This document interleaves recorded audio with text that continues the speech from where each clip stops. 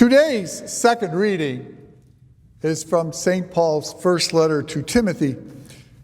The tradition of the church is that St. Paul wrote this letter and another letter to Timothy and another letter to Titus, and they are traditionally called the Pastoral Letters.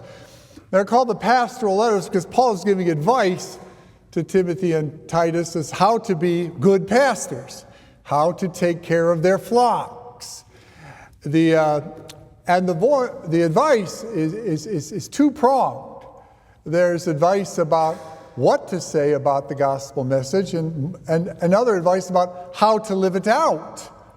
Because Paul emphasizes in this letter that you have to practice what you preach.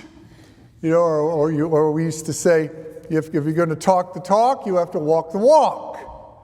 And he emphasizes that strongly. So he tells them, stay away from wine and stay away from obscenities and stay away from things that will bring you down and are degrading, and live a holy life and be charitable and kind to others, because it's in your actions that you will be evangelizing as well as with your words.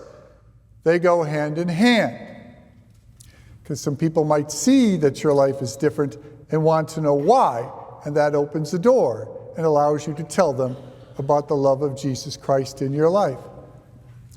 Evangelizing requires both our words and our actions.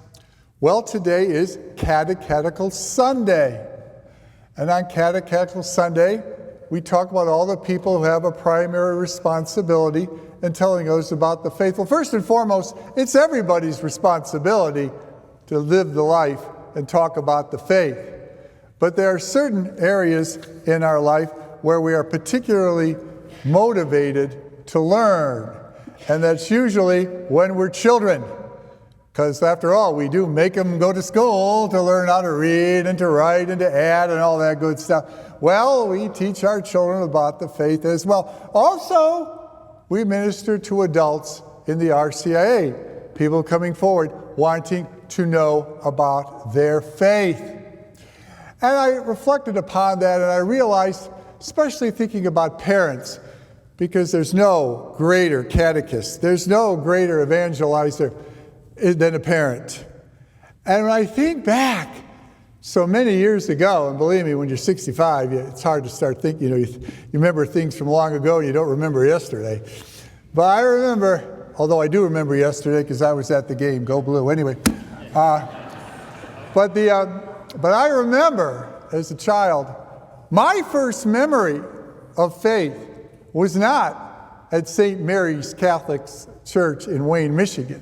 My first memory of the faith was in our house, when my mother and me and my little sister Mary were kneeling before a statue of the Infant of Prague that my mother kept at the end of the hallway, where she'd light a candle, and she taught us the Hail Mary, and then she taught us the Angel of God, my first two prayers.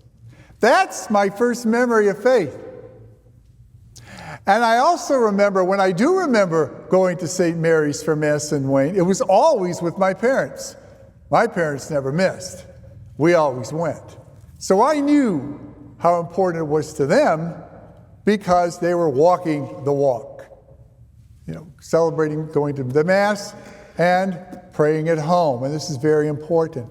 And so on this Catechetical Sunday, we bless all the people involved in catechesis. So I'd like to invite anyone here who is involved in the RCIA to please stand. I'd like to invite all the catechists in our program to please stand. And I'd like to invite all the parents here right now to stand. I'm looking at a whole bunch of people with kids, so I know I got a lot of parents here. Let's go, parents. Come on. Okay. Very good. Now, I'd like everybody else to extend their hands towards all these beautiful people, and we will bless them. May the blessing of God be upon you, the blessings of the Father and the Son, and may the Spirit of love be with you all your days. Let's give them all a round of applause.